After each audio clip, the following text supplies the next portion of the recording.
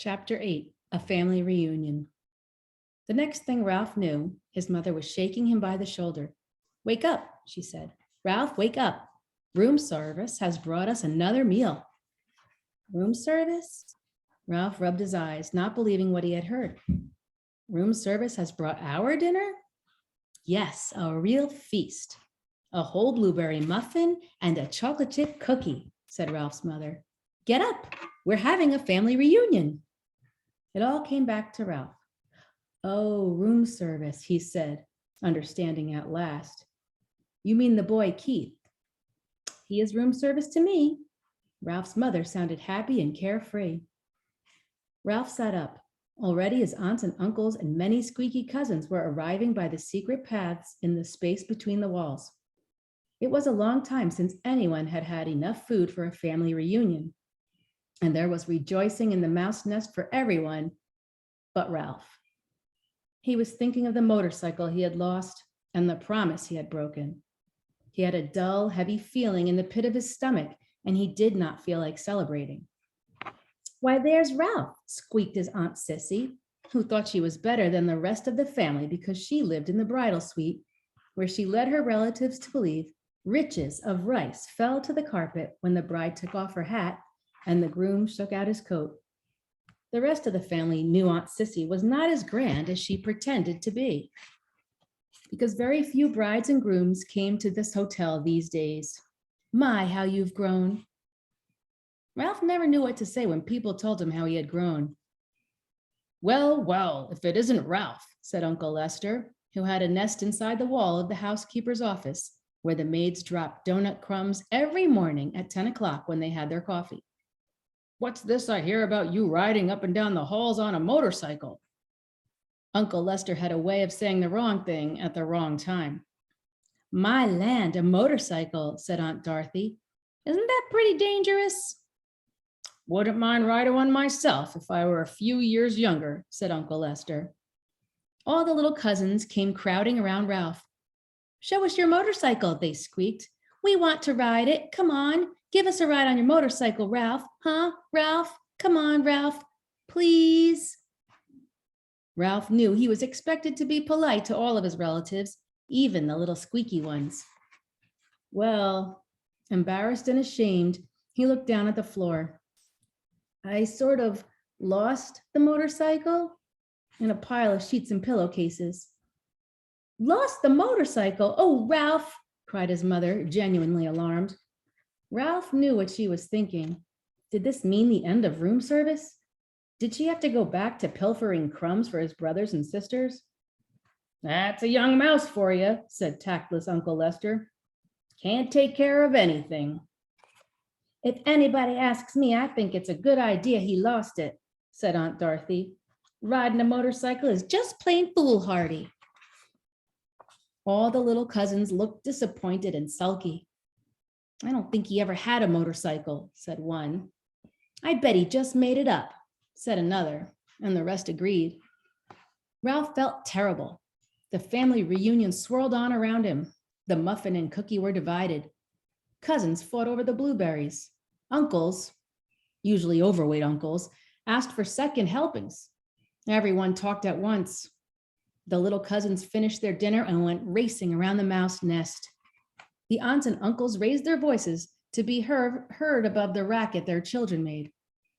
Suddenly, there came from outside the knothole that drowned out the squeaks and squeals of young mice at play. Shh! Not a mouse moved.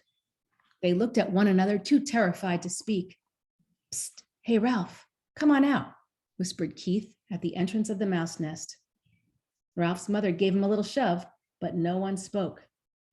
With heavy feet, Ralph walked to the knothole, but he did not want to go into room 215. What do you want? He asked. You and your family better be quiet in there, or my mother will hear you. You know how she is about mice, Keith said. I don't know why people say things are as quiet as mice. You sound like a pretty noisy bunch to me. Behind Ralph, his relatives began to tiptoe quietly away to their own homes, leaving his mother to do all the cleaning up. Did you have a nice picnic? Ralph asked, dreading what he must tell the boy. Yes, we saw an old mining town with a real jail with bars on the windows. Keith reached into his pocket and pulled out something curved and hard and white with a rubber band fastened to it with a piece of Scotch tape. I brought you a present, he said. Come on out. Puzzled and curious, Ralph squeezed through the knothole. What is it? He asked. Whatever the object was, he had never seen anything like it. Half a ping pong ball I found down in the game room, said Keith. See, I patted the inside with thistledown and anchored the rubber band to the top with Scotch tape. What for? Ralph still didn't understand. A crash helmet for you. Keith set the half ping pong ball on Ralph's head and slipped the rubber band carefully around his whiskers until it rested under his chin. There, that's just right. You need it big so there will be plenty of room for your ears.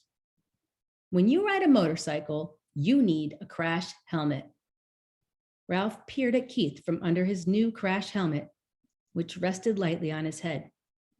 He knew he looked every inch a motorcycle racer, but never in his whole life had he felt so ashamed.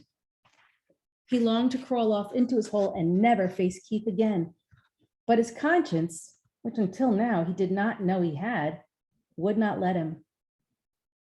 There was nothing to do but stand there in his new fine crash helmet and confess. You might as well know, he told Keith. I lost the motorcycle. Lost the motorcycle? Keith, who had been kneeling, sat back on his heels. But how?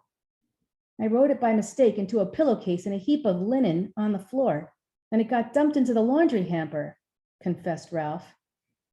You rode it into the pillowcase? Repeated Keith. But you weren't supposed to ride it in the daytime. You promised. I know, agreed Ralph miserably. I didn't exactly mean to ride it, but you did. Keith's voice was accusing.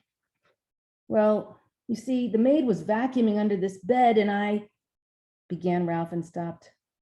Oh, what's the use? I rode it and I lost it, and it's probably gone to the laundry by now.